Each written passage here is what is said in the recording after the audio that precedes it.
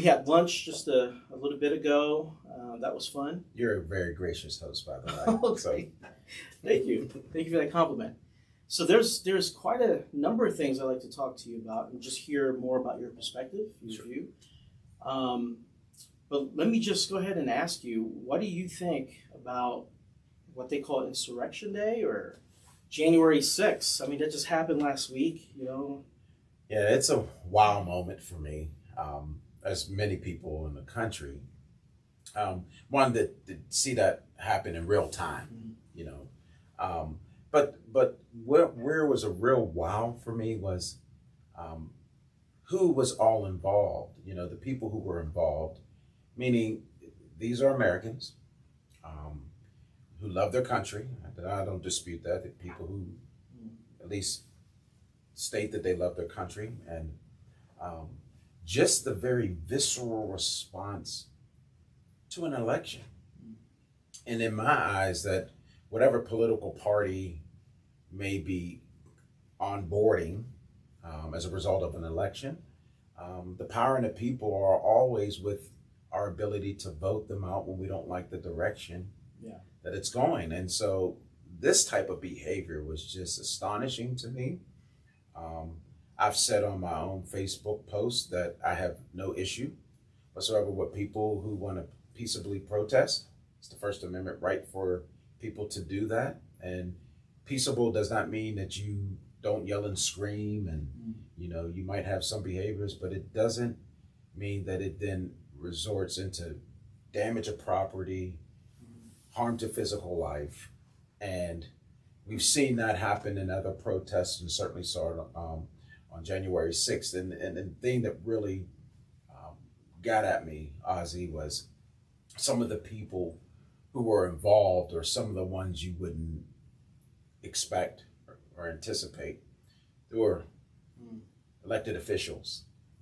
There were law enforcement officers. There were veterans. And to me, that just, it says something. Like, what is the state of affairs in the state of our country, where individuals are obligated, no matter what their political bend is to always uphold the Constitution and to embrace that difference of opinion should be permitted, but they actively participated. And to me, that in a very large numbers.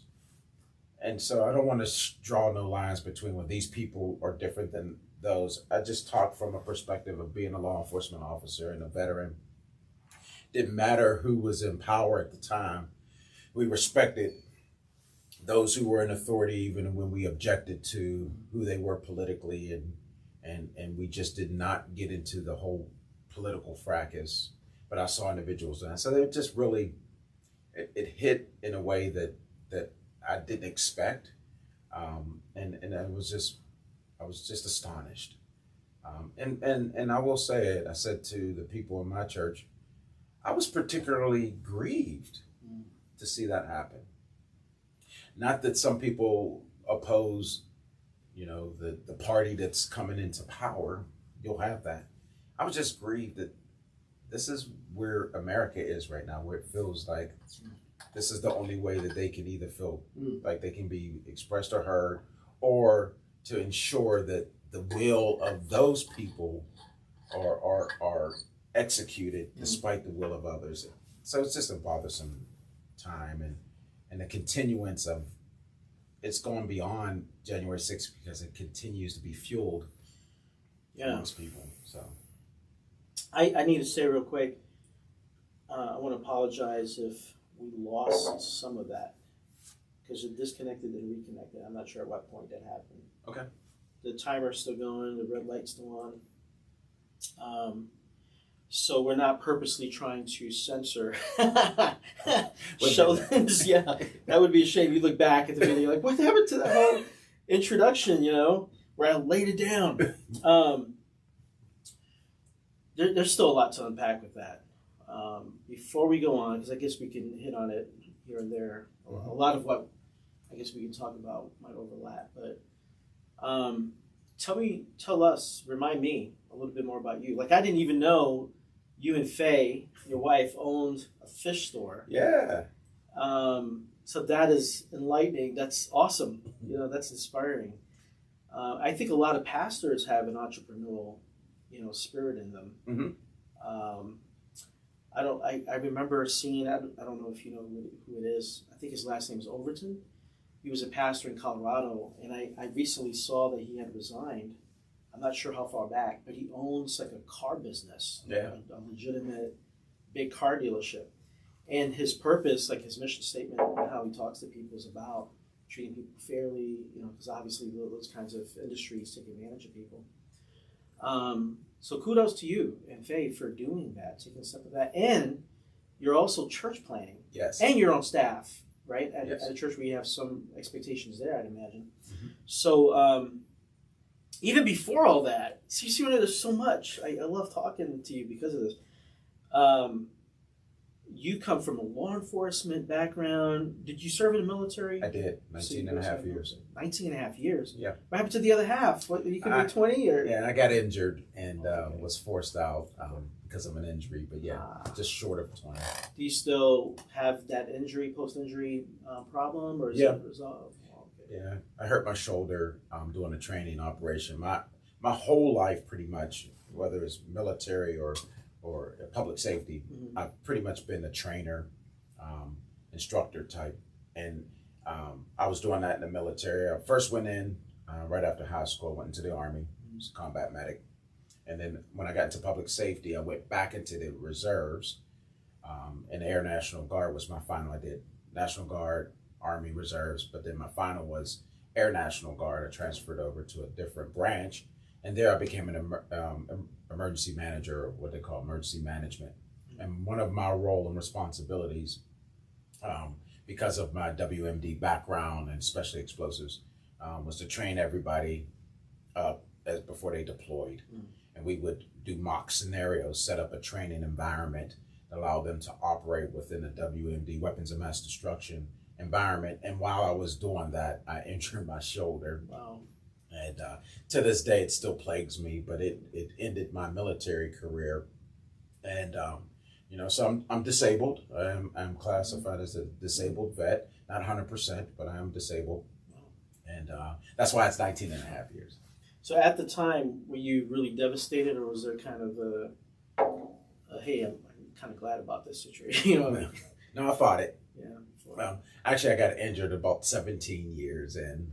Oh, okay. And it was about a 2-year process because I kept fighting it and appealing You it. just didn't hide it anymore. Yeah, well, I wanted to stay in. I really Sure. wanted to stay in to finish 20. Mm-hmm. When they determined that I wasn't deployable, I could not be part of any deployable package because of my injury. Then, rightfully so, I don't serve the military. So they knew too. Because of that. All right.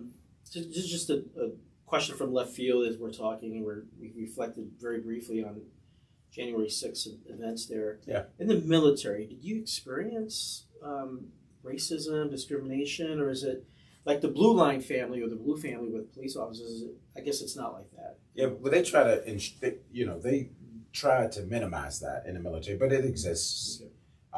No one would ever say that it doesn't exist, but we would say in the military, they say the only color here is green, because the green uniforms, Sure. and they really tried to level everybody. It's not based on ethnicity, but that happens. And you have cliques, you have people to have certain beliefs, but when it comes to mission, there's a saying that's out there that there are no atheists in foxholes. Right. It talks about people find God when you're in those very tense, uncertain, rapidly evolving events, especially when in times of warfare, you find something to deposit your faith into when you're embracing what we call, embracing the suck, if you will. That David Goggins. Yeah. So, but it exists, and I did experience it. There were some fights and stuff like that. Whether it was, with soldiers, there was a recourse for those behaviors, court martialing, stripping people of rank, stuff like that. That kind of helps curtail that. But in places where I was serving, or where I was stationed, or I had to be, there were people in the public, in plain clothes, and that's a funny thing. Sometimes in plain clothes, people react to you differently. And then in uniform, somehow that's a level of approval for some who may not embrace me because of my ethnicity. That's the same with my law enforcement uniform. Are you talking about the public as well? Yeah. So there is an internal, I think your question is, we experience it internal. There's an internal aspect to that, and we have to try to address it. And the military tries. They're not always successful. We see that with racial incidents. We're seeing it with sexual incidents. This recent news, how they're really trying to address the sexual assaults and stuff. I mean, it bothers me, concerns me that there are soldiers being killed after sexual assaults. Yeah, that's scary. Especially that issue in Texas. Yes. The people missing. Yeah. That's strange. And yeah, that's a whole rabbit hole there. So you're a person of faith. Mm-hmm. When did you come to the Lord? Like become a Christ follower that believes salvation by grace, we're sinners and we need Jesus. Like, was that before the military, when you were young, drawing, or after? Yeah. Thanks for asking. I accepted Jesus at a young age, as a child.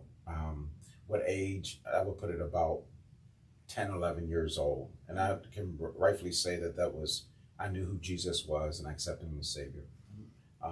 But growing up through the teenage years or whatever, and especially when I went to the military when I was 17, I graduated when I was 17, and my mom actually had to sign the paperwork to allow me to go into the military because I was too young. I wasn't 18 yet. But I share that because I was a believer.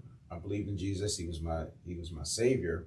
But I didn't have a life that was aligned that the way God would want me to operate. And for 7 years, I still would say I was a believer, but I wasn't acting accordingly. And some of that was during my military time and the like. Faye and I were teenage parents, I was 19, about to be 20. She was 16 when we had our first child. And I say that because at age 25, there was a recommitment on my part to faithfully follow Jesus. And since that time frame, since 25, I have never turned back. And you've been with Faye that long? Yeah, we've been together 33 years. Oh, see, I thought it was 25 years. 26 years, sorry, Connie. Wow. Married 25, February of 2020. We're coming up on our 26th year. Okay, but with each other. Yeah, because we were kids. We were young people. Sure. And so you really committed to following after Christ around 25, you said? Yeah, faithfully following. And I make that distinction because there are a lot of people will accept Jesus. They believe that he's the Savior. They believe that. They confess their sins. But the sanctifying process is something different. And I had to go through a sanctifying process. I'm still in that process. That's a churchy word. Yeah. How would you define that? It's about allowing the principles of Christ through his empowering aspect, what we call the Holy Spirit, allowing us to address those things that keep us out of right relationship with God and allows us to draw closer to God. And when we allow that empowering aspect, that's what we call sanctifying, the cutting away, the separating from things that are dishonorable to saying that you faithfully follow. And applying those principles, not just checks in the box, but actually embracing them and actually trying to have a life that's aligned to the expectation for individuals who claim to be faithful followers of Jesus. Wow. And that's why you're a pastor. Wow. So you've had an incredible, experience in life, incredible journey. Yeah. So if you don't mind, I want to unpack your military part just a little bit more. Sure. So you got injured, you got a medical discharge, I'm assuming. Or was it just like an honorable discharge? No, I was medically discharged. I'm disabled. So you discharged. How did you phase back into civilian life at that point? 19 and a half years. I have it. You have it? It's still with you? Yeah, it stays with Many me. habits and things? Yeah. Military and law enforcement habits and behaviors, they continue. And I give into them. I'm not, I don't try to go out and represent myself differently. It's just I have certain conduct, behaviors, thought processes that'll just stay with me, threat analysis, you know, safety and mitigation, stuff like that. I'm always planning and strategy. I'm always thinking in that, and those are tools that I gained in the military and in the law enforcement. There's some things that are helpful for the ministry. There's some things that are hurtful. I've come to find out some of my language that I use, and it's just not words, but sometimes I can be expressing in a way that feels like it could be very sure, like follow the orders, chain of command. Yeah, Is that exactly. Yeah, you know, and you know, what's your AOR, what's your area of responsibility, and you know, yeah, the kingdom of God is not a cruise ship. It's a battleship. A battleship. Everyone has a mission. What's your mission? That's exactly that. The only easy day was yesterday. That could be good, and that's the thing with anything. You know, some people do respond to that very well, and others have a hard time with it. Yeah. You know, because I've seen my colleagues that I've had to replace as a pastor coming in somewhere. Folks will tell me, "Oh, this person was too mean because they did this, and that." And others are like, "That's what I needed. So I appreciated their ministry." It's like, what do you do? Yes. You just got to be yourself. Yeah, you got to be authentic. Yeah. And it can be difficult. You never really want to offend or harm anybody. And, you know, I have a way about me that can feel like it feels very assertive. And I'm very objective oriented, you know. Mission means a lot to me. And so that sometimes I can't leave people in the wake. I got to make sure that there's a reach back to ensure everybody's on board, especially pastoring people. I never want to alienate folk. And it's not that they don't embrace the ministry or the vision for where we're going. It's just that I might have a way tactically of approaching that may not resonate with all people. So I'm just very careful and not to be, because in some of those most of the places I've served has been in a very tactical arena, you know, with SWAT and law enforcement and SWAT and explosives. And that's a unique aspect, those type of specialties. It takes this whole drive to ensure that you're going to accomplish the goal. When we say winning, we're winning the mission for the betterment of all those we are sworn to protect and serve. So with that, I mean, there's some sacrifice that can come along with that, but there is a hard charging aspect because the consequence is so great if we don't win this. So decision making, it may be sometimes quick in the moment.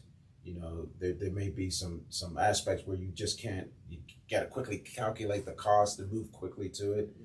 But then coming back, you may have been able to manage some things differently, but in a moment you had to make those split-second decisions to do that. So that doesn't translate well for ministry in all aspects. Yeah, relationally, I can see how someone may be like, you're so serious or you're so focused. And do you get that a lot, or have you found a balance where you don't really hear that? No, I get that. Yeah, I get that.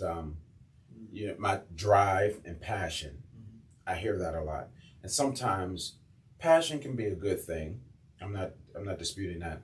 But sometimes it can feel offensive that when I'm trying to express and people say, well, I love your passion for that, or you're so passionate about that. Well, I do vibe with that, but I want to make sure that I'm conveying it in a way where all of us are equally embracing it. And I'm not alienating and hear me separating myself away from, I'm passionate, but these people are dispassionate. That's good. You know, I had to learn that hanging out with my wife. I remember I had this thing where I would always worship the Lord in my car, and it could be for hours. I remember we drove with some young people from Maryland to New York. It was like a 3-hour drive or something. And one of the teens said, "You do realize you were singing for 3 hours."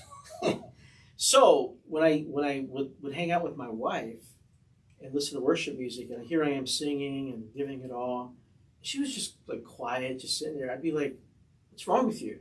Why are you singing?" You know, and in my head, what I'm saying is, you're not as devoted to Christ as I am. You're not as passionate for Him as I am. And I realized that was wrong. Yeah. And she never corrected me, but I can realize that was the wrong thing to do. Yeah. Or to see things, because She's wired differently. What you said just resonated with me because any person will sometimes have a good grasp to what they consider mission, Mm-hmm. or the way they need to approach life, but others see it differently. On that note, back to the Capitol, July 6th, and even going deeper than that. I know you touched on it just a bit in the beginning, and I'm afraid we lost some things. Maybe we didn't, but the world seems divided. Well, America seems divided right now. And I mean, maybe it's inevitable for a democracy like ours. Mm-hmm. There's so much freedom that eventually what happens, with so many different viewpoints and, the rich and the poor, and where does it all go? And maybe we're seeing that, in this experiment called, America. Yeah. Because a lot of people do wonder, whether you're on one side of the aisle or not, is this nation heading towards like a communist, type of big brother type of government? I mean, I don't see it yet, but there are some signs and some fear. It creates fear in people, which is why it wasn't just about Trump. I think there were some people maybe nervous and fearful about who's coming into power, or what that means for the country. Yeah. I don't know. What are your thoughts on it? Well, my thoughts are, what is truth, and this is not any particular political affiliation, or I'm not classifying. It's how do we get at what's really the truth, and we try to center ourselves on Scripture, and as believers, we try to center ourselves on Scripture to help guide us. But if there's an erosion at that, at least if my thoughts are going in such a way I can come back and be centered when I apply the Scripture, so that can bring me back. But in currently, and this may be, some people may have experienced this historically, but my first experience with this is where I'm observing and witnessing where the church is losing some of the power of their witness and their ability to be a stabilizing aspect, because you have philosophies and ideologies that are now emerging out of churches that may not be centered exclusively on the truth of the gospel or the truth of God. But he reigns supremely. And what I mean by that is that these things may have had to happen. And I believe America's been very comfortable in what we perceive in our freedoms, in our faiths. People, we have the freedom of faith. I mean, the freedom of religion, freedom from religion, freedom of religion, but freedom from the government trying to determine what religion is, but with that, what I'm saying is, what I'm trying to get to is, with all those freedoms, with all that we've been able to enjoy, what we've been able to express, I've always said, if you look around the world for people who are trying to pursue their faith, they have a much tougher time navigating that than what we have been able to enjoy in America. So I think there's a reckoning that's coming and has begun about what is it that you choose to believe. Are we going to really center ourselves back upon the foundations of our faith in the Scripture? Or are we going to be leaning to our own understanding? And I think these things had to happen. I'm not at all trying to, I think all events lead up to what Scripture has already determined has to happen. But I think this is a ripe opportunity for spiritual revival, because that revival will begin in individuals. I mean, because these things will make you at least analyze what is going on, and what is it that I believe I want to hold on to. So social media, good and bad of it, it has caused some people to have so many injects of information, but what is it tethered to? And if people are only getting their information from social media sources and opinions of individuals interacting on a social media platforms, that's not the most effective way to really set your feet in foundation. Yeah, I think we forget too, a lot of Christians forget that the battle is really against spiritual forces. Yes. It's not flesh and blood. Yes. We get caught up with the game of what we're seeing on the outside, and we forget prayer matters. Yeah. How we approach situations matter, and we have to be tethered to the Word, because the Word teaches that. The Word says, don't look at it from earthly eyes or carnal eyes, but recognize that God is sovereign. Yes, we have an enemy. Yes, people can be evil, but we're told to pray, to have faith, show love, those kinds of things. And hopefully, we'll see less and less Christians responding in a non-tender way, because they can be so mean as well. Yeah. During these times. You mentioned that carnal mindedness. Scripture says to be carnal minded is to have enmity with God, and we can't put that on, even though it's who we are. We have to have some application of where God is allowing us to see with eyes that are able to observe from His perspective, and we can't do that from our natural perspectives, because we'll end up in some of these faulty areas. So, and what we get is behavior. People then start acting accordingly because of those deep set toxic ways of thinking, and we're seeing some of those, and we can try to carve out what portions are this, whether it's economics, whether it's race or ethnicity, whether it's political party, whether it's religious, all these things you can come in and kind of carve out. But what it is people are leaning in to what they believe or what they think, leaning into their own understanding, without an ability for contrast or confrontation, healthy confrontation of those things that may not be rooted into truth. And that's where the church has a good church, healthy church, has the ability for individuals to confront those things. That word seems to be offensive to some people. It has a negative connotation. Confronting. Confrontation. People say that I want to avoid confrontation. There's positive and negative to confronting. When I need to very objectively, not subjectively, objectively challenge something that could be detrimental to my spirit, to my soul, or to my thinking, it needs appropriate confrontation. And if we're willing, how do we avail ourselves to that? We do that through right relationships and accountability to others when you have those relationships. And certainly you said it through prayer, by understanding the voice and the direction of God. We get it through His Word. We get it through deep relationships with Him. It's able to do that, to challenge us in such a way that we don't become so deep set into something, and then we end up with behaviors that would be not favorable. And we saw that on the 6th. So when you said enmity between God and man, is that from the King James Version? Yeah, it is. Do you use the King James Version? I don't. I use a New American, but there's something that's in my upbringing. Yeah. A lot of my scripture memorizations come from the KJV, because we, a lot of times earlier, we use that scripture version, a Bible version for stuff. So, all right, well, personally in your life, okay, so before we get into your church planning experiences here, how long have you been doing that now anyway? Church planting, like officially, since April of 2018. Oh, wow. So we'll be coming up on 3 years in April. Wow. The planning for that, you and I enjoyed some time together, traveling to Exponential, learning about church planting and healthy church. So the process began maybe 2016.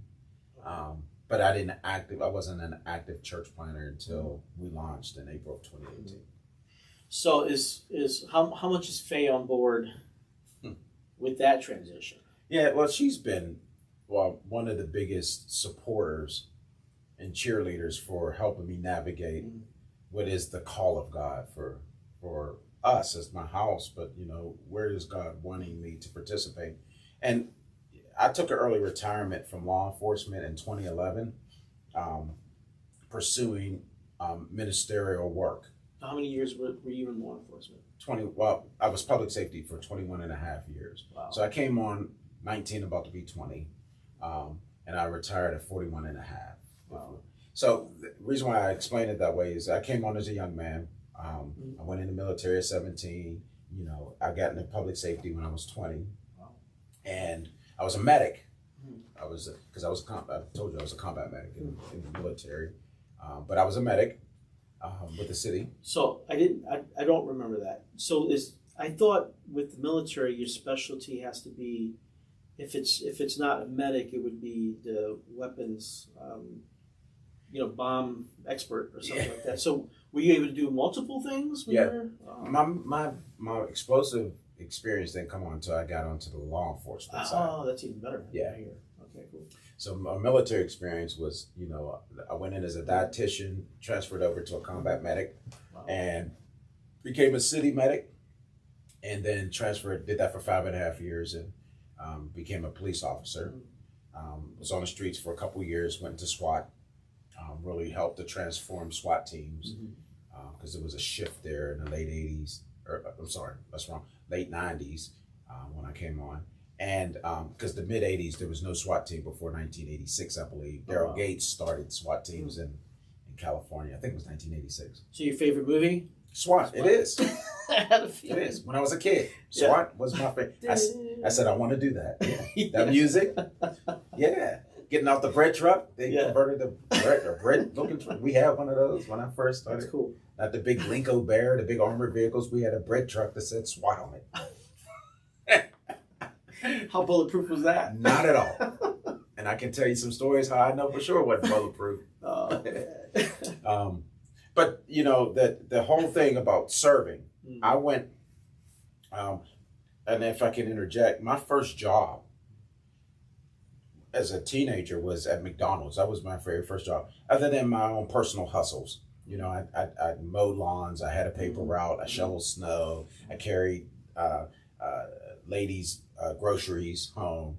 I had, when I was a young man at 13, 14, 15. But my first official job was McDonald's. And that set my mindset really towards serving, but also about understanding business. And I didn't know it as a young man, but I really embraced the McDonald's way of how they prepare food, and how the service end of it. It just really clicked for me. And people, they have negatives to say about McDonald's, but it is a phenomenal company on how they do their product and get it to the customer. So that I was intrigued behind that, and that has some play why I mentioned that, because I then went into the military, which really taught me about leadership, taught me about chains of command and spans of authority, about mission, and it really helped me with forming those. And it carried over into a paramilitary type of organizations, like even the medics, and then the police department. So when I got to the police department, I had that inner drive, get to the SWAT team, because of my early years as a young man. And I got on the SWAT team and then became a bomb expert. No, that's wrong. I became a bomb technician. My expertise came from years of working in that and continuing, and I do it to this day. I'm a national expert. I'm a subject matter expert in explosives and tactics. I get called all around the country to either teach or to consult. So that continues. But my whole career path at 41 years old was on an upward trajectory in the police department. I was about to be promoted. I was leading specialized units. I really had a good trajectory, career-wise, professionally. And I heard the voice of the Lord tell me this specifically. It was 3:32 on an afternoon, Sunday afternoon. I heard God say to me, I called you to military service. I called you to public service. I'm calling you to my service. And that's where I felt I need to pursue the ministry. He saved the best for last. Yeah, he certainly did. Even though I had some role before, but not actively engaged in it. So vocationally, yeah, I am on staff. I am a pastor on staff, but my mission now is to be a good component of community. The church should be a healthy component of its community, but also about the mission that was given to us, that God himself is not his desire that anyone should perish without knowing him. It's not his will. And so we embrace that mission to ensure people are faithfully following and have a right relationship with him, and now I'm contributing to that. Well, I have to say, I'm kind of humbled. I am humbled sitting with you. The more I hear about who you are, a little bit more about what you've done, what you're doing. It's an incredible story. You mentioned after the George Floyd thing, you were invited to do cerebral bypass, almost 30 or more. Yeah. You get paid for those, or sometimes? Because I'm starting out, and I'm like, am I supposed to be paying for something with that kind of experience? You're my friend. I do anything for you. And some of them are paid, and I get called for interviews for television, for radio, for newspapers. I participate in seminars and podcasts from all across the country, but I also get called to task forces or focus groups, just to think tanks to start thinking about some of these areas. And so I'll continue that.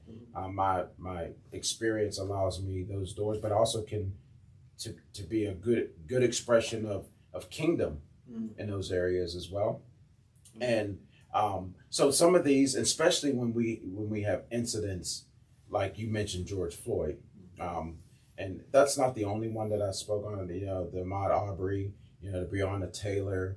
I get called to have conversations or to speak about perspectives with these different incidents. But the George Floyd, the current one that we have, shocks the conscience of many. It's almost like, and hear me for the listeners or those viewing. I'm not equating these two together. I'm just saying for what it meant.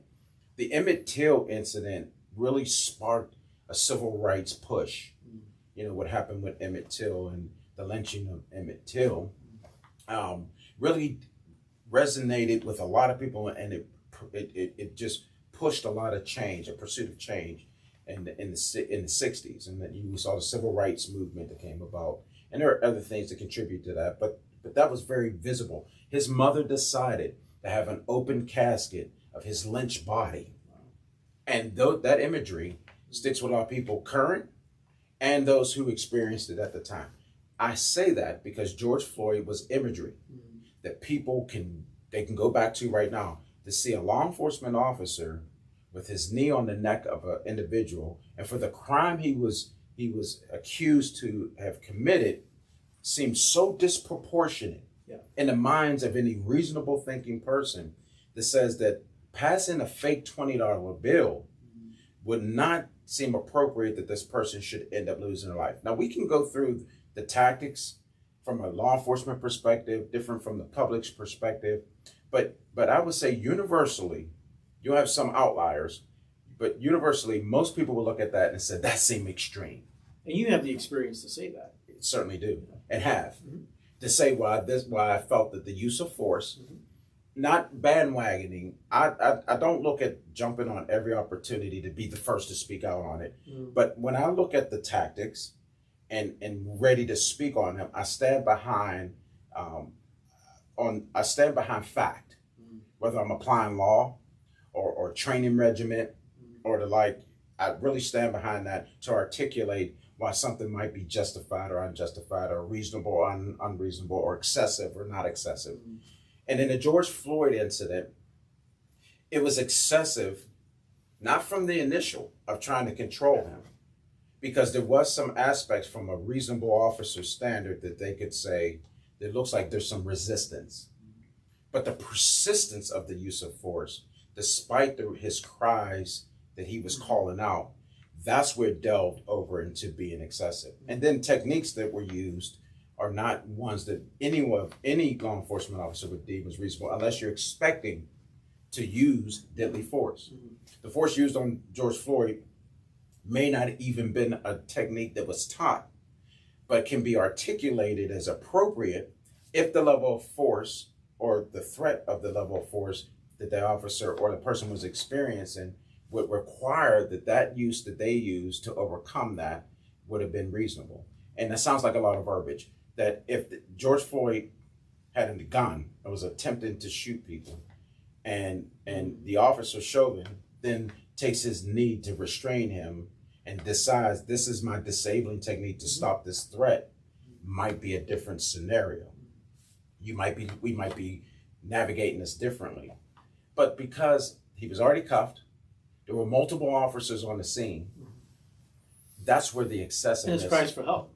is extreme. Yeah, it just didn't warrant that extended. And the fading of his life underneath your knee did not rise to a level to say, let me check my behavior, maybe something's wrong. I mean, this talking with you just makes me want to cry. And I'm not crying yet, but I want to.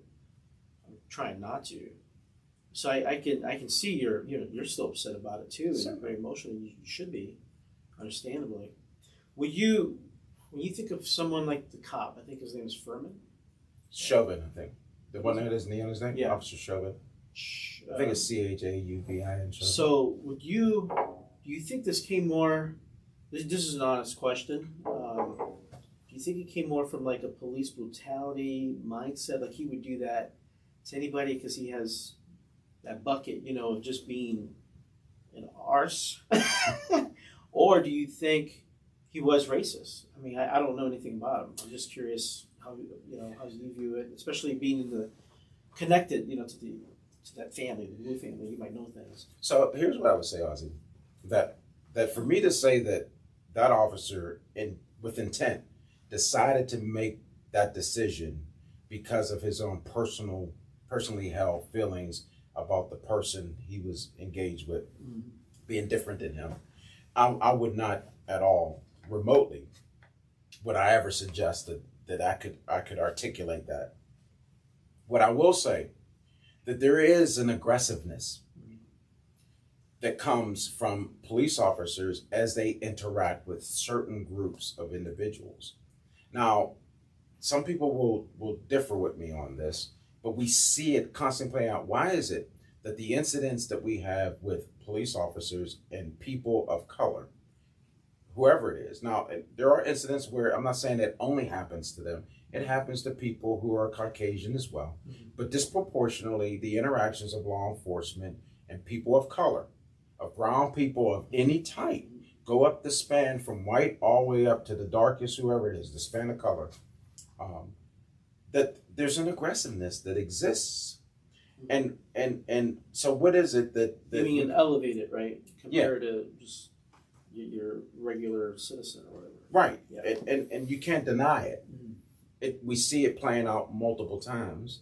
And it's just not on the things that are captured on video. It happens through complaint processes where people witness.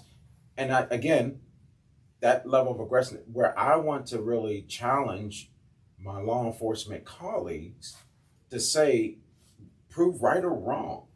Don't just arbitrarily say with clean slate, no, that doesn't happen.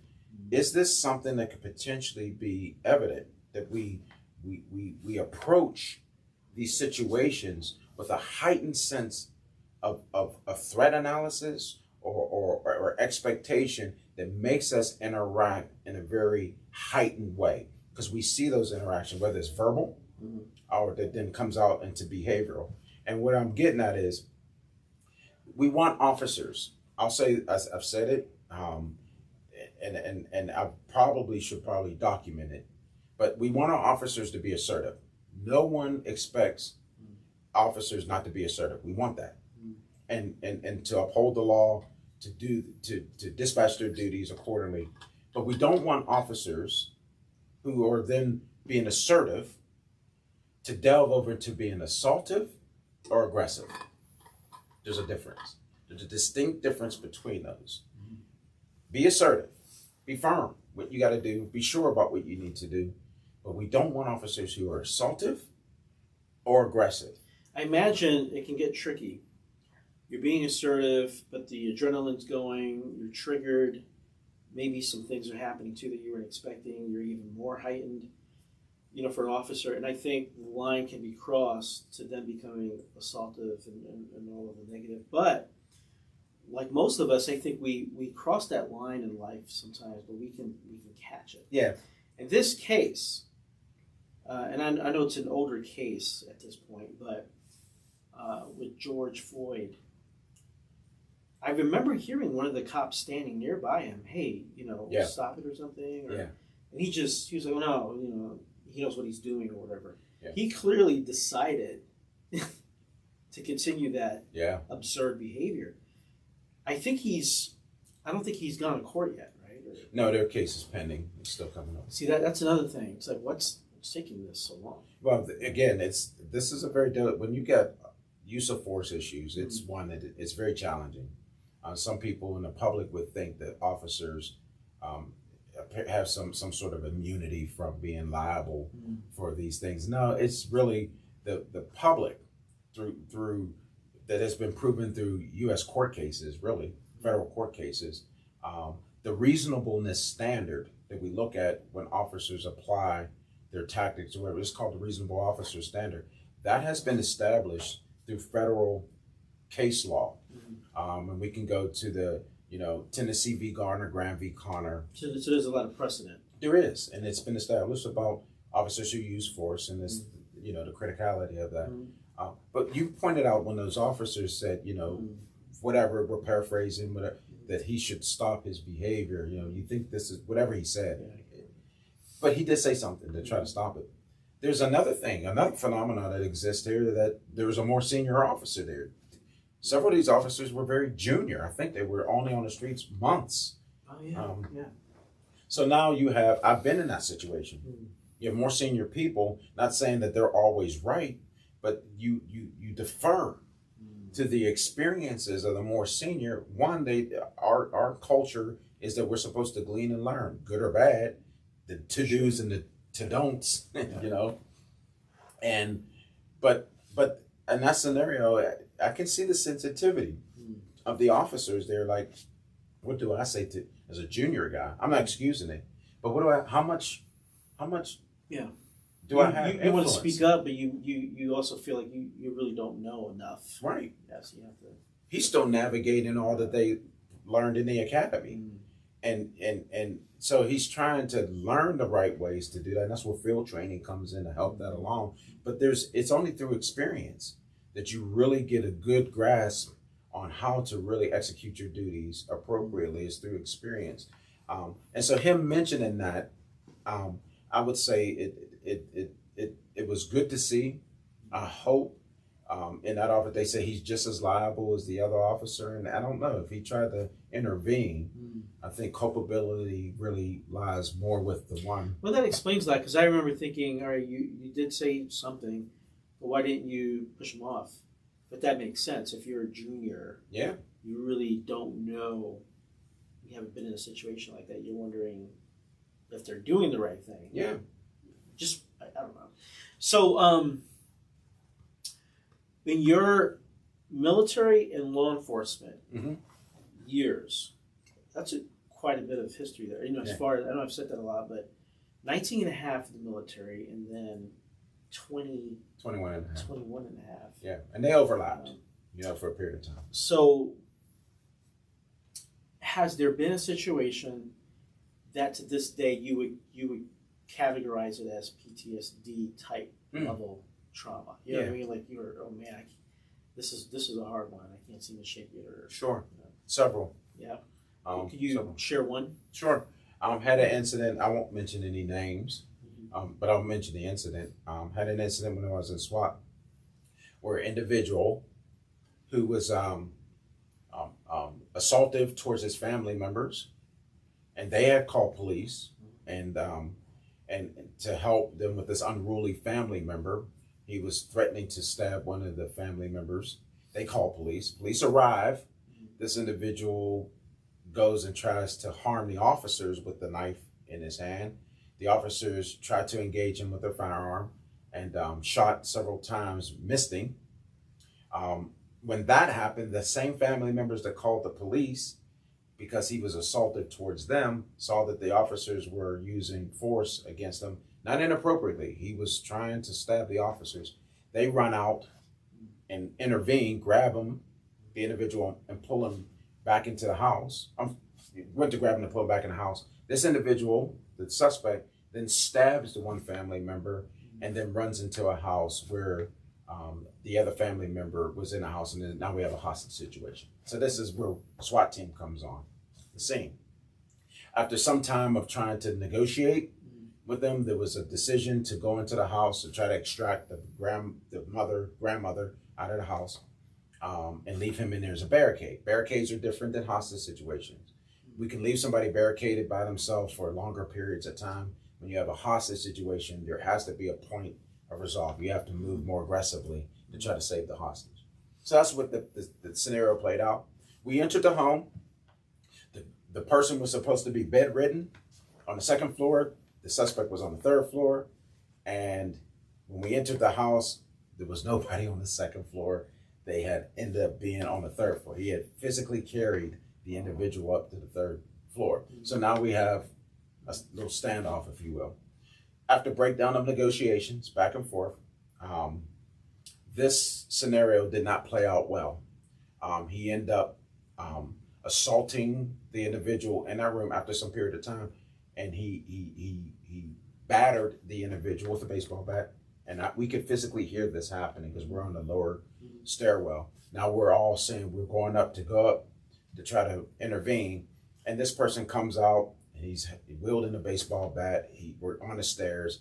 He's trying to beat us with the baseball bat, and we engage him with beanbag rounds and stuff, and didn't stop. And finally, we get him subdued, got him under control. And where the PTSD, if you will, the incident that stays with me to this day, my wife will attest that it's 20-something years old. This incident, the fact that we lost that hostage, just really sits with me.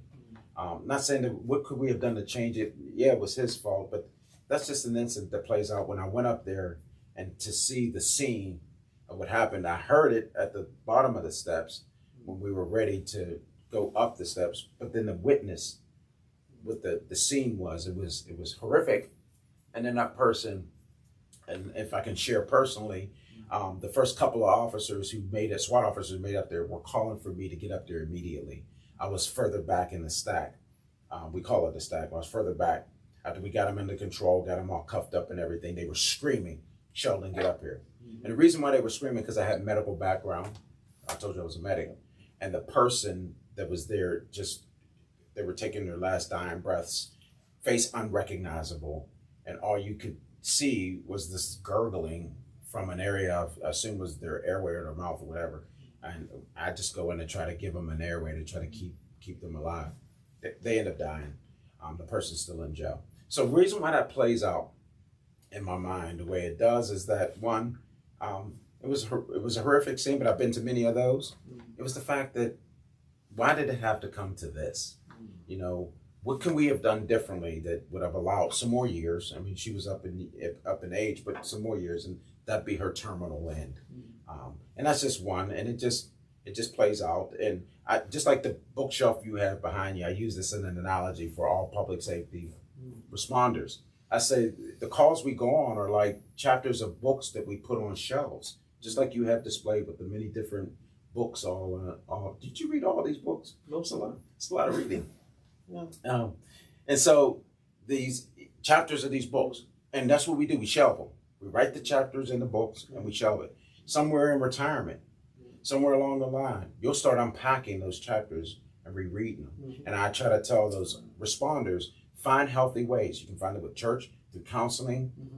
Don't dismiss them, because you'll relive these incidents that you were forced to have to park because you had to get to the next call, to the next event. And that's just one of those chapters that I reread quite frequently. Yeah, and as you know, I've done some clinical therapy. This is from a pastoral perspective with some clinical training. I would never try to give the impression that I'm some psychologist, or anything. But you're gifted. My understanding with post-traumatic stress, like what you're describing, because you're hitting it on the nail there, is to live it enough, repeat it enough, where you actually find that ability to end that story in your head. Because if you try to avoid it and dismiss it, it'll just keep actually looping. Yes. So you gotta talk about it. You gotta lay it down somewhere. You gotta get it off. It's just from what I understand how that works, so that you can have some closure, but it doesn't mean it's gone forever. It's like what you said. You might be able to recall it, but at least you're not avoiding it mentally or emotionally. Yeah. Because you've allowed yourself to have some closure. All right, that's off tangent there. Didn't mean to do that. It's like when somebody, as preachers, when somebody preaches and you're the one coming up to close, you're not supposed to add to that sermon. You're supposed to just be able to say, "Amen, brother. Amen, sister. All right, let's close the service." Here I am going, "Oh yeah, let me add to that." So, yeah, that's something. And wow, it would be neat to unpack a lot of those kind of things, but obviously it's not what we're here for. Or are we? Because that's, could we be? Yeah. Is there anything you would have, looking back, you would redo? Like, give me a scenario where maybe there is something in life, going back to, those two major careers that you've earned, experienced. You look back and you're like, I wish I would have decided this way, or I wish I would have gone that way. Yeah, I would say professionally only. I'm not at all disappointed about my choice, but I have thought back when I said I was on that upward trajectory. I just wondered what that career path kind of would have been if I would have if I'd have got promoted. I retired as a detective, but in the police department, and I did the same thing. And again, you primarily resigned because you felt the Lord Yeah. was calling you out. Yeah, because something happened in the police department that I worked for right after I retired. And some people might say, well, maybe that was God plucking you out, so you didn't have to experience that. But there was a great fall of the police chief at that time and the mayor at the time. And I worked for the city of Pittsburgh. That happened. That stuff happened like 9 months after I retired. Wow. So my thoughts were, could I have participated? Because I was known in the whole department, just about the whole department. Everybody knows me as a spiritual person. But you were competent and able Yeah. to fill those important roles. Yeah. Yep. And people relied on me for that. Yeah. Plenty of people from previous chiefs, command staff. And so why I say that is not to be the great rescuer, but could I have been an influence that helped prevent? And I imagine, because as a pastor, and I can relate, when you're going through some hard times in the ministry, you're like, what if I would have just stayed where I was? You know what I mean? And, Right. Forged my own way. Trust me, I know that. But yeah, wow, I could totally see that. Thanks for sharing that. Yeah, it was a tough one, and that could there have been a change of events, and maybe these things had to happen, and that's the design of the Lord. But I think back because I had those level of influence, if you will, and of contact that I probably could have said, being the spiritual person I am, and the trust they had with me, that may think through some of those actions differently. Yeah. It resulted in my chief going to jail. You know what I mean? My previous chief, and that's I'm not sharing nothing that anybody can't go on and Google and find out. That pains me because this is somebody I looked up to, one, and was I considered a friend. But could I have been? And some of the things that department, now they've done great, and they did a lot of reform and things happened. The current chief is excellent. I have no issues on how he operates, and even some of his personnel right now, as he's trying to be sensitive to the justice issues relating to law enforcement, he's catching some flack from the rank and file because they feel like he's just succumbing to public pressure. It's a delicate balance game that says, here's community sentiment that says that they feel injustices from law enforcement exist. How are you addressing that? And he's not appeasing one or the other, finding balance. And this is where I continue to participate. It is. That's good leadership. Yeah. You said it right. It's good leadership. Yeah. And I sit on a board that brings me a lot of flack. I'm the mayor's appointee. I'm the law enforcement professional on the Citizens Police Review Board. I got to bring the professional perspective as we navigate those issues. And not everybody that's in law enforcement embraces my role there. I'm not out to get police. I'm out to make sure that where it's factually appropriate to look and assess these things to see was it reasonable when these incidents come up. So it's difficult. It's difficult to try to be accountable. And if I can share this when it comes to law enforcement, a lot of people like to hear these perspectives if I can quickly. There's very few jobs, and I would go on a limb to say that I can't think of one equal. I say this to many different law enforcement officers from all across the country. I use the same line for them, to help them to understand.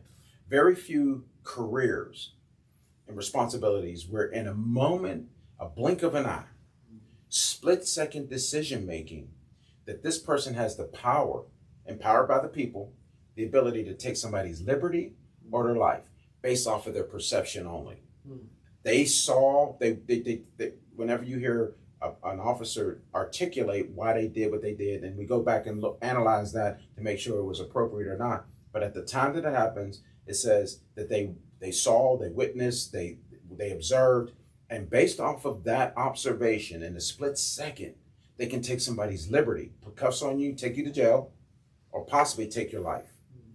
There's not many jobs that give that ability. I'm not saying it's the most powerful position. I'm saying it's just the range of responsibility.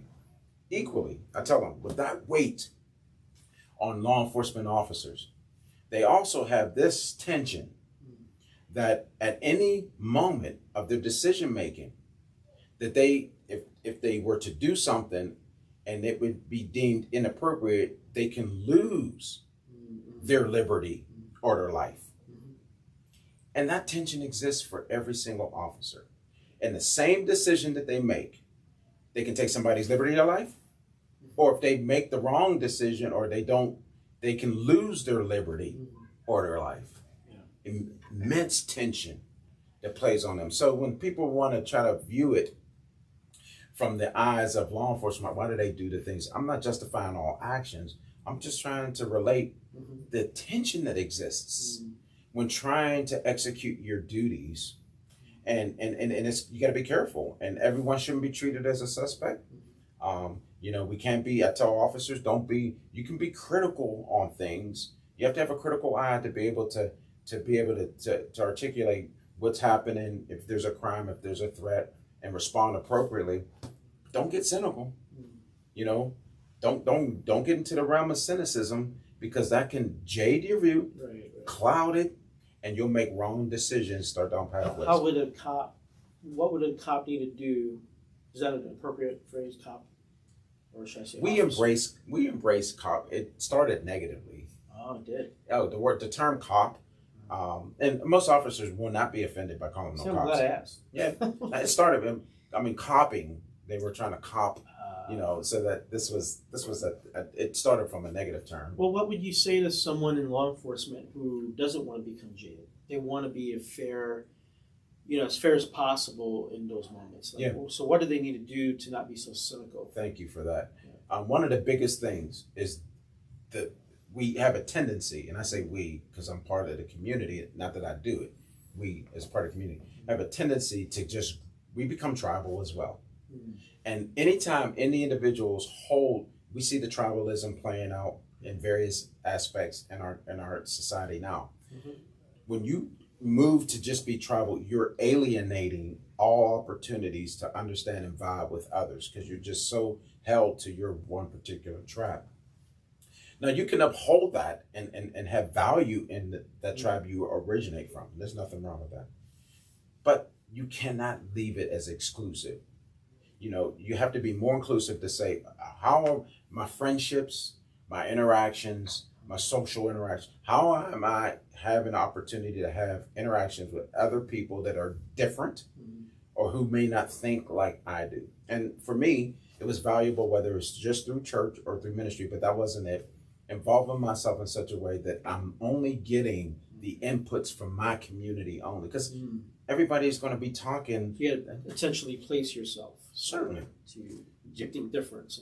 Avail yourself and open yourself up to those experiences. Kind of if we want to use it, walking in someone else's shoes, but get understanding from various people. If you don't have an ear sensitive to it and a desire to have perspective that's wider, then you're going to be narrowed in view. And a lot of officers will do that. They'll just insulate themselves around similarly thinking people. And what I'm seeing, I'm speaking current, what I'm seeing is some of that gravitation towards that is starting to be toxic. And even when it comes to current events, because there are some people who are really locking in on some of their, whether it's political views or societal views, that may not be valuable for going back out and trying to do your duties, because now that there's some toxic things that come about because of that, and could have some people thinking in improper ways. I was thinking that in the back of my head, because of the way things are right now.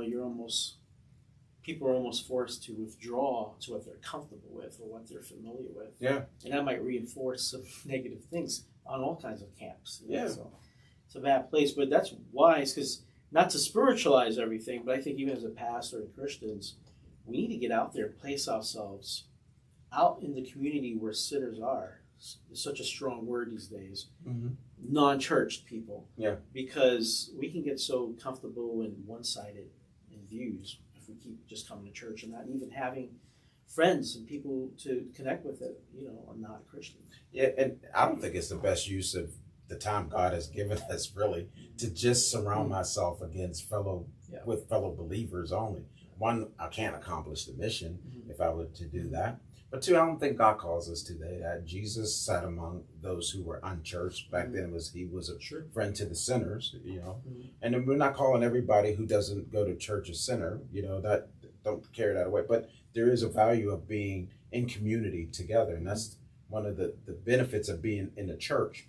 But I did want to say something that you triggered on about being relevant and connected to community. Is one of the reasons why I did the restaurant.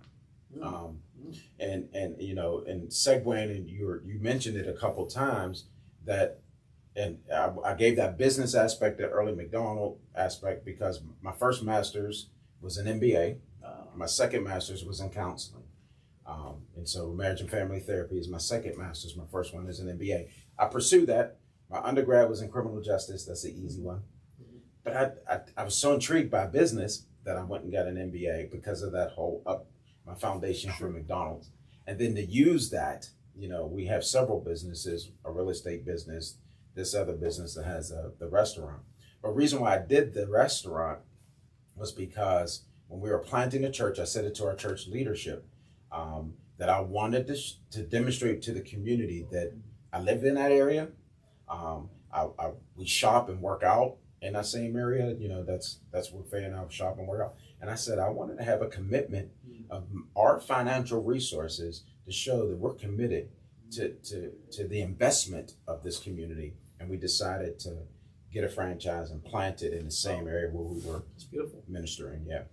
Now, for those that might be watching, they're local, to this area, Washington, Pittsburgh, and all that. What's the name of your business again? Thank you for the opportunity. It's Hook Fish and Chicken in the Homestead area. Hook Fish and Chicken. Please come on down and stop and see us. Hook Fish and Chicken. Selfish plug here. Hook Fish and Chicken in the waterfront. It's an area that's very popular, and we're not in the waterfront. We're right before you get into the waterfront, right next. I mean, really, we consider it waterfront because we're right there in the entranceway to the waterfront. Nice. But it's been a blessing for us, and I will say, not to spiritualize, but it's just fact. I'm not a door knocker, as a pastor. Not that I'm going to canvas out in the community. I don't do that. The church. It's not my vibe. I'm not a street evangelist. I don't stand on the corner. I get out and I connect with people. We walk streets and stuff, but that's just not my vibe. And you would never have me going around knocking on people's doors and wanting to engage with them that way. It's my thinking, threats, stuff like that. I just won't do it. But what I have been able to do, I don't expect people to come running to the doors of the church. Because I own that restaurant, I've sat in my dining room of that restaurant and had so many good conversations with people. Yeah. It's like a front door that allowed me to have interaction and contact with people that I think has afforded us a great opportunity, just conversation starters. And I became known to some, not everybody in the area. The pastor that owns the Hook Fish and Chicken, I've become known to that. I don't go around with a banner saying that, but because they frequented my restaurant, I just showed some care to them. I don't go, hey, I'm the owner. I don't say that. They're eating their food. I make introduction. We sit back, sometimes repeat. They come back and we have conversation, and it's been a good front door for us. to be able to make invitation at some point. I've prayed with people. People have come to church and said, I was invited to come to church. And it's been great. So I'm glad that we have that as an alternative front door to say, here's the church. I kind of wonder if churches need to do more of that today.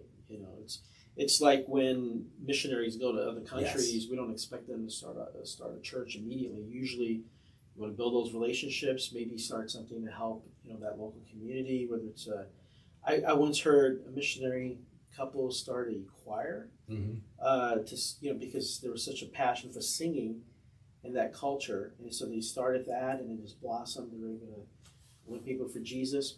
But anyway, in our society, church isn't the first place people want to run to anymore. Right. But they like all of us, we do want relationships. Yes. And so how can we kind of facilitate that? So you create safe places, for people to come to, and so that's awesome. You had a critical word or phrase that I like using for the church, because it challenges me. In early days of church formation, and you think about missions that used to operate at churches. I mean, you think about, we say missions differently, being Christian Missionary Alliance, but remember the missions that used to be at small churches. I mean, that doesn't have to be small, I'm just saying at churches. But they would, feed the hungry, they would house the homeless, they had revival Friday nights, Wednesday, whatever, Bible study. The mission, gotta get the mission. Some people see that playing out in movies, because churches were supposed to be places for safety. With the outside world being so chaotic, I can come to the church and feel something where I feel safe and connected. But we have, because we become, so insular, if you will, that we become places for safety. The people in the church, we run to the four walls of the church and we do church and then we go back. That's not the intent. Still needs to go back. That's my own challenge. Is this a place of safety where people can come in with their most troubled lives? I tell people at Fellowship 412 that if our church is not full of messy people, and not saying just, I'm not being critical of the people sitting in the pew. If we're not pulling in messy people, we have to work more intently. Wow. Because it should be full of messy people. They should be able to bring their mess and stuff and say, hey, this is who I am. How can I get this on track? And so it's a challenge for me. No, that's really good. I'm working on an essay right now with discipleship, and you're hitting it on the nail there, because the church, unfortunately, can become, and this is the majority of churches, where we're trying to transform unchurched people to be churchy, church people. Yeah. This is how you should live your life if you are a follower of Christ. You go to church Sundays, you pay your tithe, do a devotional, join a small group, but that's not really what a disciple is. Right. And we should always also be a place where we're not trying to, clean the fish before we, is that clean fish before we catch them? Yeah. How do you do that anyway? I Free remember fry. hearing that. Free fry. That's my pork, fish, and chicken. Yeah, there's that old saying that floats around in the church. The point is, we have to let the Lord, the Holy Spirit, transform people, and that's not our job. If we can avoid doing that, we will communicate a warm place, a safe place for people to come and just let the Lord talk to them and grow as the Holy Spirit leads them. And how can a person really have the ability to hear if we don't sensitize their ears? And it may not be my responsibility for them to hear the words exclusively from me. They need to hear from God. I can be a conduit. But if we don't have the ability of getting them linked up so that they can hear and be able to hear and receive from the Lord, however he just do it, whether it's through the preached word, whether it's through reading of the word, whether it's through disciple Bible study or relationship with others. But are we the ones who are at least providing the opportunities to have them have sensitive ears? You don't get those opportunities if you shut them out. If you don't have, so I'm a believer, and this is my opinion, and I say, I try to qualify with my opinion, that there will be some people that will go through the discipling process who will always be in it with a limp.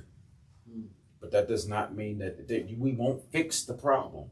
The fact that they've been on that journey the long time with a limp throughout the whole way might be the appropriate discipling process that gets them to the place where they are connected with the Lord, not necessarily be fixed from their problem. Yeah, that's good.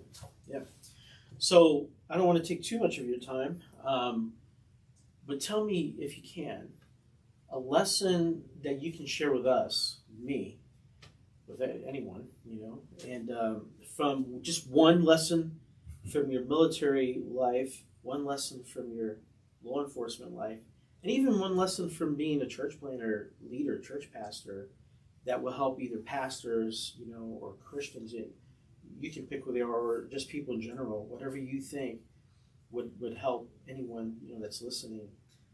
For example, you might say, hey, I really need to tell dads this, or I might need to tell anybody, female or male, you should kind of follow this advice or whatever. But what's one lesson from those fields? For those three buckets? Yeah. So in each of those scenarios that you said, one, my military career, my law enforcement career, and now is my career as a pastor or my ministerial career, I have to urge the importance of diversity.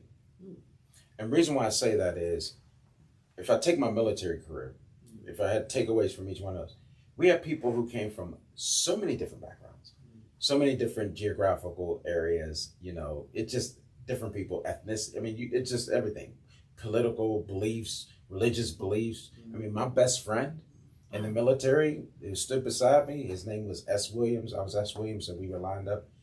He was Sebastian Williams. He was a devout Satan worshiper. Here's me as a believer. And I had other soldiers tell me, how can you be friends with him? And I said, we don't believe the same. In fact, we have some pretty good conversations about our belief system, but we were in relationship with one another as friends that was forged by being in the military together. And whether it was that because we had a similar mission and we were aligned, I don't know if that was exclusively it. It just gave an opportunity, and I really felt we always try to win people to Christ. That has to be in the background. We want to win people for their benefit. We know the beauty of it, right? But it's not our job. We can't win them. I like that. We can't. Yeah, you're saying what I'm hearing from that is it's not about winning someone over to your view. It's about just being friendly, just loving people. That's exactly it. Caring for people in such a way. But we're not downplaying that we believe the truth. The Bible is the truth, and Satanism is woo. Yeah. But what we're saying is people matter a lot. Yeah. Yeah. So that's beautiful. And I gotta believe prayerfully that the seeds that I may have sowed with him, sure, I had lost track with him. Hopefully he's a believer, But we forged those friendships that gave the ability. I could have cast him away and cast him aside. Yeah. I mean, the person he believes in, that the entity he believes in, is an enemy to our soul. But he didn't need to be an enemy to me. Right. And so, that was one. And that carried over with law enforcement, same thing. When I talk about diversity, and even where I serve, if I can uniquely classify this, there are 90 neighborhoods in the city of Pittsburgh. And I'm intimately familiar with all 90 of those neighborhoods. And each one has a distinct different way about themselves, even though it's all the city of Pittsburgh. So when I serve, I might have, when I served in a role that allowed me to have a wider range of responsibility when I was in SWAT and the bomb squad. And I did a lot of community stuff. And my point is that I had to understand the culture in which I was coming into. Even though it was the city of Pittsburgh, it was a different community. Diversity. Whether it's ethnic, you had some groups, or you have bigger groups of one people versus the other, whether it was socioeconomic, whether, there was just these differences with these neighborhoods. But here, how do I come in and connect with these different communities and be relational enough that I have credibility with them and contact with them? And so that played out in law enforcement. And then the third bucket is exactly what I believe God desires, is that heaven will not be a monocultural experience. And not faulting any one particular church that has a monocultural culture, depending on what, but it does not start our heart and our pursuit to say, where are we trying to engage with diversity? There are opportunities in various ways. Mm-hmm. And I carry that over when I walk into, I serve in a church that has made that a passion of the church and a pursuit of the church to be a diverse worship experience, but beyond just inside the walls, that how do we express that in various ways? And I'll share, I had somebody yesterday, we're doing our meal program, and this person shared with me their family's 7-day Adventist. And, you know, and by sharing that, we talk every time they come to the doors of the church, and I'm just being relational with this person, but they shared their faith system. And to me, I didn't come in and say, that's, you believe wrong, you know, not my call to do. But let me tell you, I won't tell them where they believe wrong. Mm-hmm. I will tell you where I believe that what is right. And I don't cast it as right and wrong. What I'm saying is, there's a beauty of what it is that we stand firm on, the faith in Jesus Christ, mm-hmm. that there's only one God, and that his son being Jesus. There's a beauty in that. Mm-hmm. And there's a blessable aspect of that, eternal life. And I want to share that in the most non-confrontational way that allows them to be open enough that if opportunity exists, that they can embrace the same. So those that I don't want to all be just shut myself off from all others who don't think or don't vibe the way we do. I want the experiences to say there's a diverse community out there and multiple opportunities to engage with them, so that there is an availability that gets us to a place where we can see God do his magnificent work. So what do you like best right now with where God has you? You know, as a church planner, as a church leader, what do you like best, and what, if you don't mind, what is it you don't like? Yeah, I'll tell you, and I mean this. I think the preaching, mm-hmm. sermons are powerful and they're necessary, mm-hmm. but they're time consuming. And I like preaching, but it just takes up more of I would like to put more hours on the streets and engaging with mm-hmm. people than sit back studying, getting sermons prepared. So it just takes a chunk of time. For anybody that really prepares, for me, 12 to 20 hours on a sermon is not unrealistic to do with research and saturated prayer and meditation, all the aspects to prepare this message that you're going to deliver in a half hour, 45 minutes. Mm-hmm. And I'm not minimizing it. That's what it takes and the importance of it. And I know that was to do it. So if I didn't have to spend those hours in a week, I would rather not, and I've expressed in my leadership. So you don't believe in just kind of winging the sermon? No, I don't. I don't. I do believe in sensitivity to the Holy Spirit. Shell's not winging it. I hope Ozy's not winging it. You come prepared, because the weight of the responsibility is just too heavy for the people who are coming. You don't know who in that moment needs to receive that and needs to take away. So I want to give it my best. But if I didn't have to spend that much time, I get a lot of joy out of I spend maybe about 12 hours a week just in doing the meal program that we do. Mm. And I love that. I mean, I love it. I don't feel like, it's here, I'm doing such good no, it is me being able to have contact with the people, seeing their faces, hearing their issues, to just be a listening ear for people. To me, that's so much more rewarding and feels very pastoral for people that that have not even come into a church membership that says, this is my pastor. I feel I'm pastoring in a way, in an opportunity that it's not formal. You have to come in and apply membership to this particular church. I feel like I'm a resource in the community, and so those opportunities are great, and I believe in the value of church. I believe Sunday morning and worship experiences, but I believe that's just a part of. I told our people Sundays, quit looking at Sundays being the finality of your week. You know what I mean? You're coming in there after a long week. This, that, and some of the verbiage we say sometimes, and this is the jump start of my current week. I'm coming in to get energy. What is God going to do for me moving forward to my next Sunday? Oh, I like that. Yeah. That's very good. I'm going to steal that. No, you can't have it. I might even use it this Sunday. Yeah, please do. So my host pastor, moments up there. So, you know, I think we're hitting almost an hour and a half. The time flies. Yeah, it's good. This is good. I can go on, but I know, you know.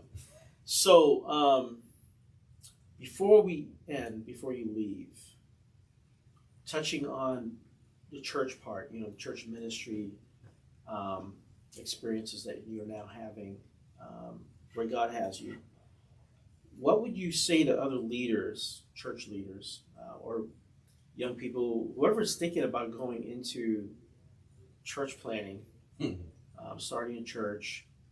What's like one or two things you can share with them? Yeah. So you don't hold anything back. Like if you have something to share, but you feel like you can't share it, find a tactful way of maybe, you know, laying it down and saying, hey, you know, don't do it. No, go ahead. Church planting is very difficult. Yeah.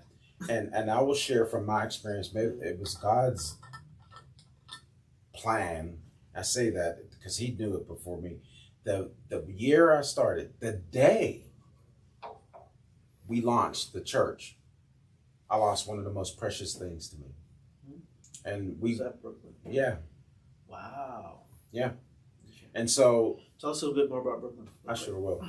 And so Brooklyn was our grandbaby, and we have a total of 9 now. But Brooklyn was number 4 at the time. Was my youngest daughter, my baby, her first baby, and we knew of she had a heart condition. They found it in utero. You know, when they did a sonogram, they found she had a hole in her heart that was and expected to be fixed. They thought it could be fixed, you know, and just they had to get the baby born, and at some point she would have heart surgery. But that moment started a journey of faith. From the moment I remember distinctly when my daughter called me to tell me the condition, I just encouraged her where we need to place our faith. We believe God, even in the most disturbing news about this hole in this baby's heart. We didn't know if the baby was going to make it through gestation. She did. But anyway, so that started the faith journey. She was born on July 15th of 2016, and by August 23rd, she was in the hospital, succumbing to some challenges from her heart. She lived 20 months, but then she passed away.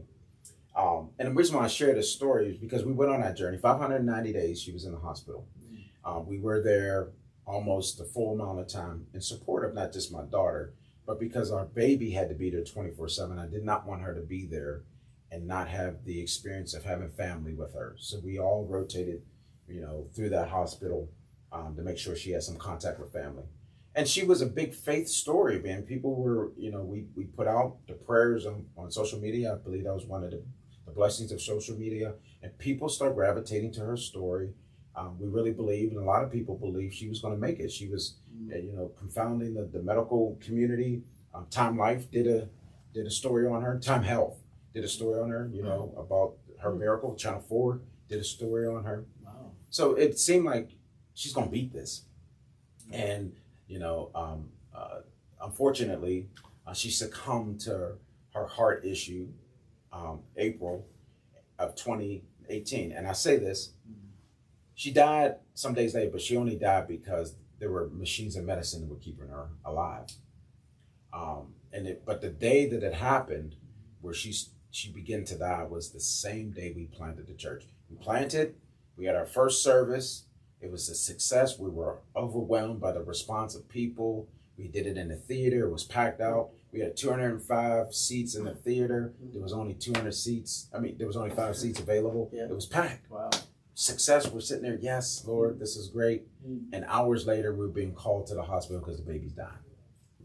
That sticks with me. And you asked the question.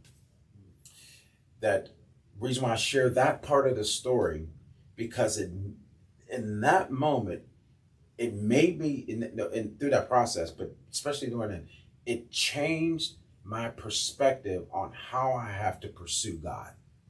And I say that because the things that I foundationally understood of God, some of those things didn't match up. The whole faith, and, you know, I didn't lose my faith. It's just something were contrary to some things that I held firm. And I believe that's still where I can't go. I don't go on my own strength. Prior to that, here you would have this energetic person that says that I can do all things through Christ who strengthened me. That's fact. That's scripture. Satan can't touch this. Right. Yeah. Now I come at it like, Lord, lest you do this, it ain't gonna get done. Yeah. And people say, well, that was the humbling of it. No, my perspective shifted in such a way that every time I'm serious, every time that I get up to preach, to be before the people in any role, I yield myself before the Lord and say, Lord, if you don't do this in this moment, it just ain't getting done. That came as a result of walking through the challenging time of, and still with grief. So I would say to those who are endeavoring to do that, it comes with great challenge, far beyond. The challenges that will emerge won't be the ones you try to strategize and plan for. They will not. You can try your best to try to mitigate and try to understand, but when you church plant, you're going to come up with challenges you did not expect or you could not calculate. What are you going to do then when you're still trying to stay? And we stayed with it. I took my first sabbatical. I shared with you over lunch, before lunch. I took my first sabbatical this past July. I've been on that forward edge non-stop. From April 18th all the way up into July of 2020. I never took a break. And I felt, well, I'm not going in my own strength. I lay before the Lord. I said, Lord, what do I do right now? The church was saying, take a break for a while. Don't plant it. We have planted. No, we'll put somebody else in. The mission matters. Yeah. The mission matters. That's what you're probably thinking. Yeah, and it did, but I yielded to the Lord. It wasn't in my own strength. Yeah. That's good. Yeah. Yeah. There's a place for that. There is. And he did it. He continued. I feel blessed to be Fellowship 4 and 2. It's grown, but it wasn't by my might, it wasn't by my power. It was totally by his spirit. And I had to have the experience of the earlier challenge to be able to really yield in a way that I didn't have before then. And it sounds like you and Faye are in alignment too. Like if she was saying, no, honey, you need to take that sabbatical now. Yeah. You need to process this. You would have taken it. Yeah, I probably would have. But she's faith-filled too, and you guys seem very sensitive to what God is doing. She has great credibility in my life, and I yield to her, and I didn't think that unless I'm part of it, it's going to fail. That's never my thought. And I will say honestly, I love church planting, and it's not for the faint of heart. I love the aspect of it. There's an excitement to it. There are many days that I say, why am I still doing this? I'd rather play with bombs. I've said that. I'd rather be playing with bombs than church planting. And I'm not dismissing the work. When you do that role, there's so many things that you're carrying, and even with pastoring itself. When I talk about this, that analogy, when I did the police work and the other stuff, I could find a way of at least pausing on that and move over. I didn't say some calls bothered me and I carried it. I could still pause on it and wait till later, get on to the next thing. When you're pastoring, the weight and the responsibility just stays there all the time. Yes. Late at night, you're thinking about the next thing. Did I say the right thing? Did I interact? Did I do the right thing? You're carrying the weight and responsibility of those you're caring for. So yeah, that's the challenging part. And if you're not ready to do that, just be prepared that's the requirement. And the third thing I'll just simply say is that I have a lot of great volunteers, but the early stages of church planting, the buck stops with you, and you just have to you can't compartmentalize yourself, but you got to be ready to be pouring out in all types of ways. You got to be available and present until you build that ministry to a point where it can work. You have some other people who can carry it. Our people are great volunteers and they come on and they do it, but they can turn that off and on. I have to be there on all the time until I have those people who can come up, until the ministry is well established, that they can take the responsibilities and go. And I can take a breathe up here for a minute and chill out. So you got to just be ready for those realities. Yeah. That's good. And carving out time for the value of time for yourself, but your family. Yeah. It's that rhythm, right? Yeah. It's hard to get, but it certainly is. But you got to be intentional. It's good stuff. It's good talking with you. Yeah. Well, I brought up at lunch how you and Frank left me in the dust. we went for a run. But that that kind of helped me, to lose weight, get healthy, and I'm on a good track with that. And I thank you for that indirect lesson that I learned. Remarkable transformation on your part. I mean, your intent. What a great drive to say, I'm going to make a change, and to stay with it. Yeah, and it's by God's grace too. Just doing that, Mm-hmm. being able to say, Lord, I really want to do this. I need your help. Mm-hmm. Anyway, so thank you, Sheldon, for coming out and spending some time with me, sharing your life, your story, your views. I wish we had more time. We kind of do, but this is the real world, right? We really don't. It's a catch-22. You can always have me back.